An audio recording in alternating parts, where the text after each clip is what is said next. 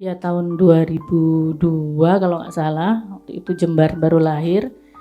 Cak Nun tiba-tiba memang menyusut beratnya waktu itu. Dan agak mencurigakan dalam artian enggak umum maksudnya ciri-ciri awalnya itu makan banyak tapi beratnya turun. Lah saya makan dikit beratnya naik. Kan membingungkan toh, aneh. Itu. Terus kalau orang-orang merasa kedinginan, Cak Nun selalu merasa kepanasan ya Mas Edot ya. Waktu itu.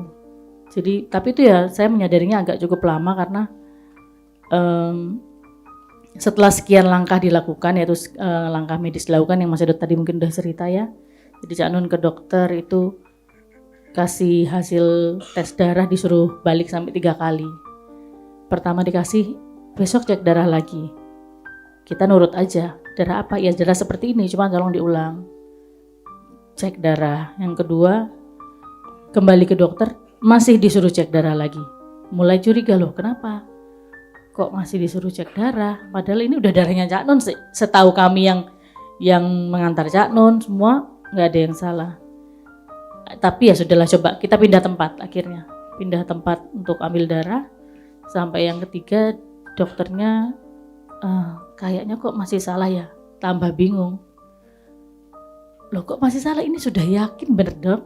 Akhirnya dokter baru bilang, karena kalau hasil lab ini adalah darahnya Cak Nun nggak ada di sini saat ini. Harusnya Cak Nun sudah nggak bisa apa-apa waktu itu. Nah itu saya sebenarnya mulai curiga loh, kok aneh. Gitu, kalau dibilang suami saya sakti pasti mungkin kan?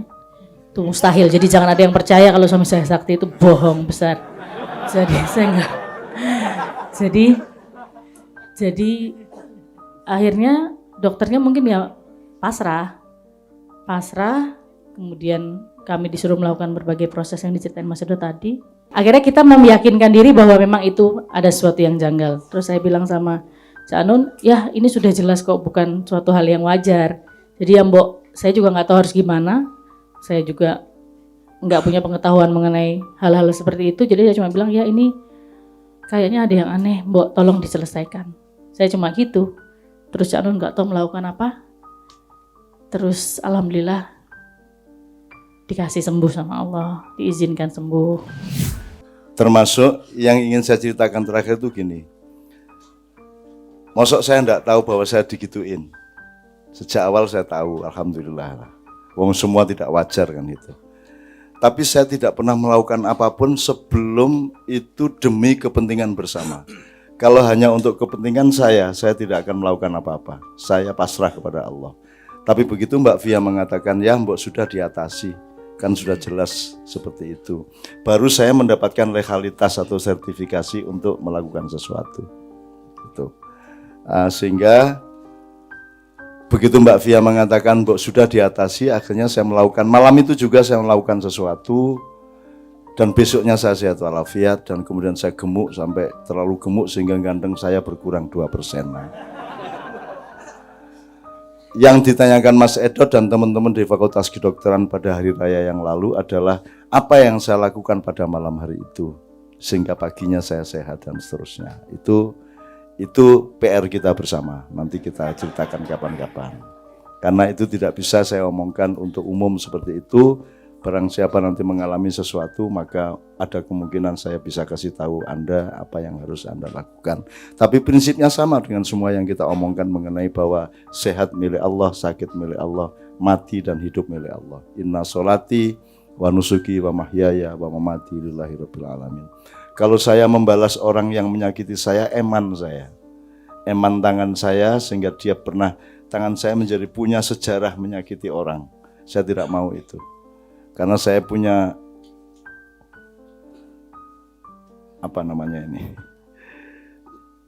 saya punya dikasih Allah sesuatu ini saya nggak pernah gunakan. Kalau saya gunakan ini, saya akan punya sejarah catatan pada malaikat Raqib Atid bahwa saya pernah melakukan sesuatu yang menyakiti orang. Saya tidak berani melakukan itu. Sehingga ketika Mbak Fia mengatakan Mbak sudah, nah berarti saya dapat legitimasi sosial, terutama dari keluarga dan istri saya yang merupakan orang yang paling punya hak atas saya. Oleh karena itu terima kasih kepada Ibunda Novia Kolopaking.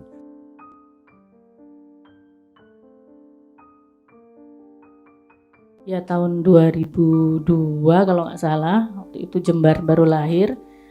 Cak Nun tiba-tiba memang menyusut beratnya waktu itu. Dan agak mencurigakan dalam artian nggak umum maksudnya ciri-ciri awalnya itu makan banyak tapi beratnya turun. Lah saya makan dikit beratnya naik. Kan membingungkan toh, aneh. Itu. Terus kalau orang-orang merasa kedinginan, Cak Nun selalu merasa kepanasan ya Mas Edot ya. Waktu itu. Jadi tapi itu ya saya menyadarinya agak cukup lama karena setelah sekian langkah dilakukan, yaitu langkah medis dilakukan yang Mas Edot tadi mungkin udah cerita ya. Jadi Cak Nun ke dokter itu kasih hasil tes darah disuruh balik sampai 3 kali. Pertama dikasih, besok cek darah lagi. Kita nurut aja, darah apa? Ya darah seperti ini, cuma tolong diulang. Cek darah. Yang kedua, kembali ke dokter, masih disuruh cek darah lagi. Mulai curiga loh, kenapa? Kok masih disuruh cek darah? Padahal ini udah darahnya Cak Nun. Setahu kami yang mengantar Cak Nun, semua nggak ada yang salah. Tapi ya sudahlah, coba kita pindah tempat akhirnya. Pindah tempat untuk ambil darah. Sampai yang ketiga, dokternya kayaknya kok masih salah ya. Tambah bingung. Loh kok masih salah, ini sudah yakin bener dok? Akhirnya dokter baru bilang, karena kalau hasil lab ini adalah darahnya Cak Nun nggak ada di sini saat ini. Harusnya Cak Nun sudah nggak bisa apa-apa waktu itu. Nah itu saya sebenarnya mulai curiga loh, kok aneh. Gitu, kalau dibilang suami saya sakti pasti mungkin kan? Itu mustahil, jadi jangan ada yang percaya kalau suami saya sakti, itu bohong besar. Jadi saya nggak. Jadi akhirnya dokternya mungkin ya pasrah, kemudian kami disuruh melakukan berbagai proses yang diceritain Mas Edo tadi, ke lab dan sebagainya.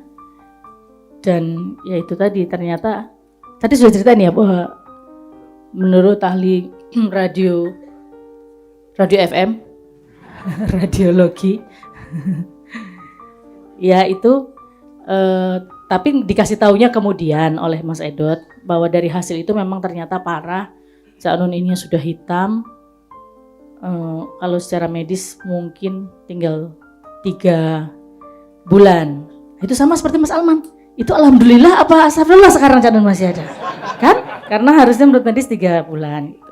Nah, jadi melihat itu semua, tapi melihat kondisinya Cak Nun yang terus acara walaupun tremor, kurus sekali, sangat kurus. Akhirnya saya terus melihat bahwa kayaknya ada yang nggak beres lah, ada yang janggal. Saya sampaikan ke Cak Nun, ya kayaknya ini ada yang janggal gitu.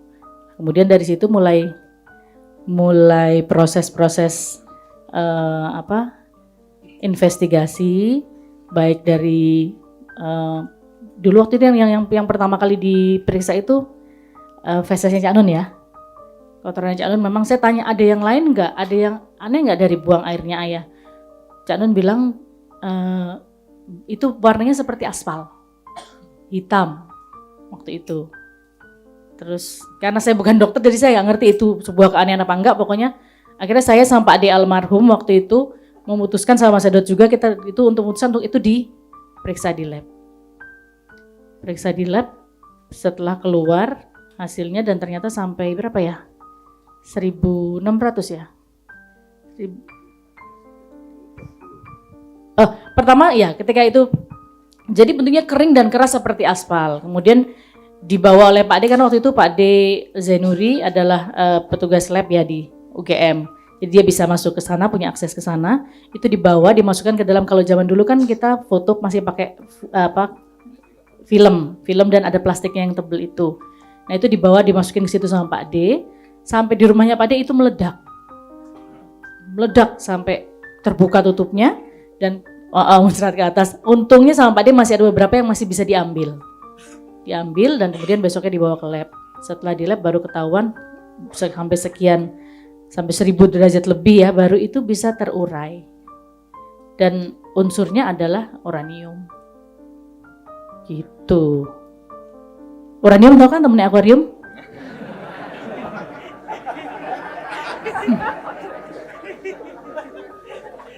Maaf saya kalau lagi galau suka lucu soalnya.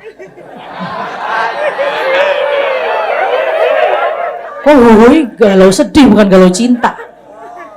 Nah akhirnya semakin aneh, akhirnya kita meyakinkan diri bahwa memang itu ada sesuatu yang janggal. Terus saya bilang sama Cak Anun, ya ini sudah jelas kok bukan suatu hal yang wajar. Jadi ya Mbok, saya juga nggak tahu harus gimana. Saya juga nggak punya pengetahuan mengenai hal-hal seperti itu. Jadi saya cuma bilang, ya ini kayaknya ada yang aneh, Mbok tolong diselesaikan. Saya cuma gitu. Terus Cak Anun nggak tahu melakukan apa. Terus alhamdulillah dikasih sembuh sama Allah, diizinkan sembuh. Itu kembali gemuk, bahkan gemuk banget setelah itu karena kebanyakan minum obat apa itu. Alergi apa itu Mas namanya, yang jadi moon face itu loh. Jadi dari tadinya ganteng, kurus.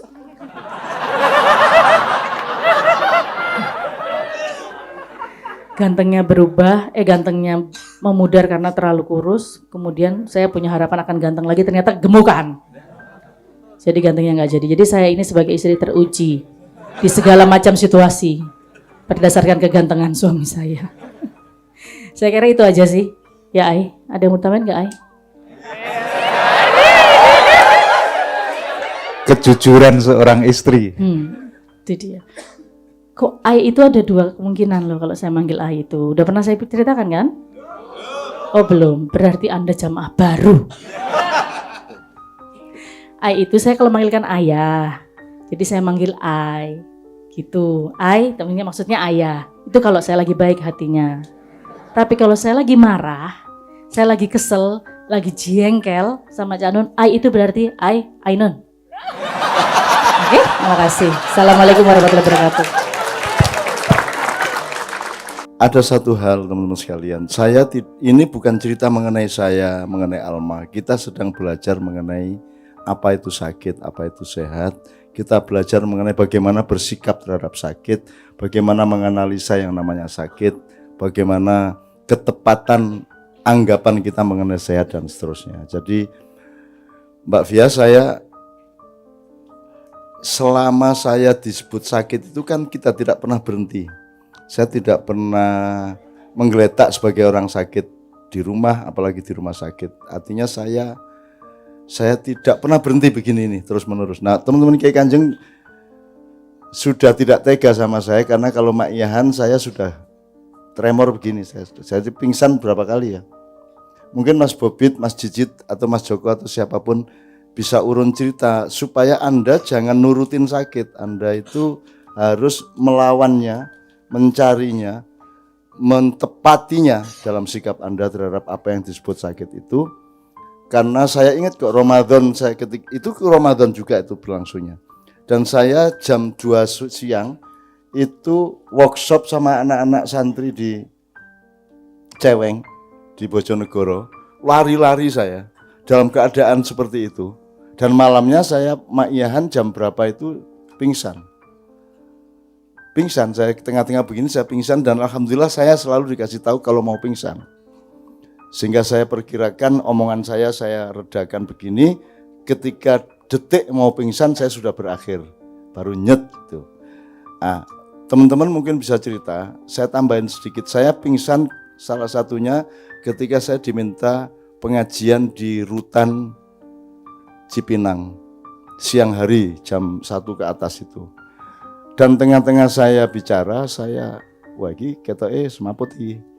Sehingga saya segera penggal omongan saya, terus segera saya ngajak berdoa, terus saya mohon izin karena kayaknya saya mau pingsan gitu. Terus begitu saya selesai Rabbil Alamin, saya sudah nggak ingat.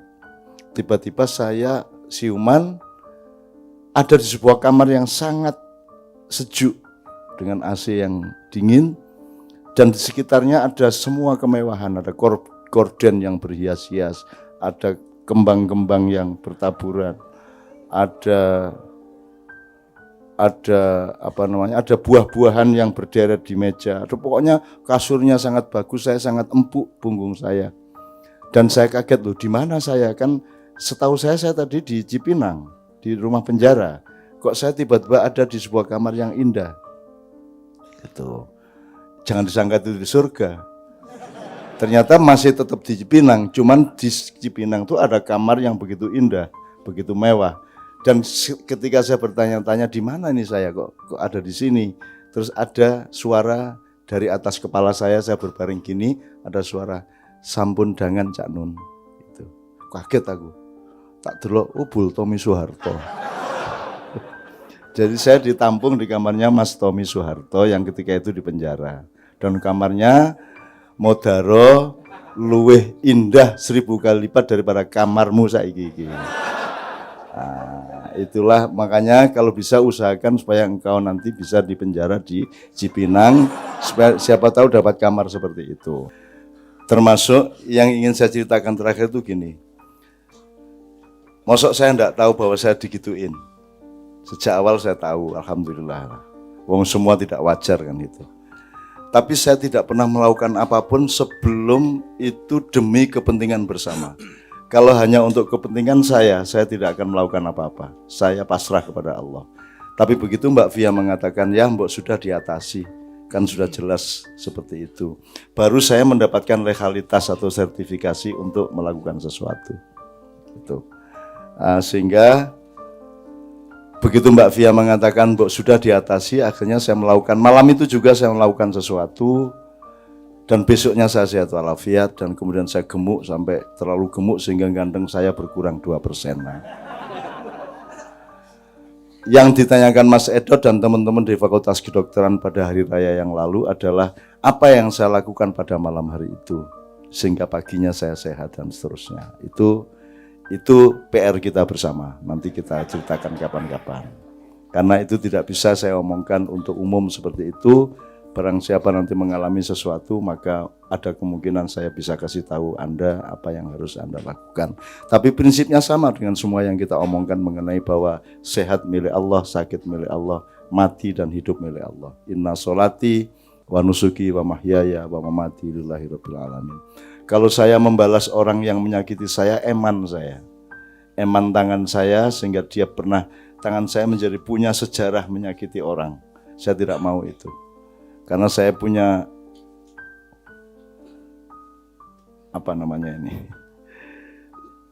saya punya dikasih Allah sesuatu ini saya nggak pernah gunakan. Kalau saya gunakan ini saya akan punya sejarah catatan pada malaikat Raqib Atid bahwa saya pernah melakukan sesuatu yang menyakiti orang. Saya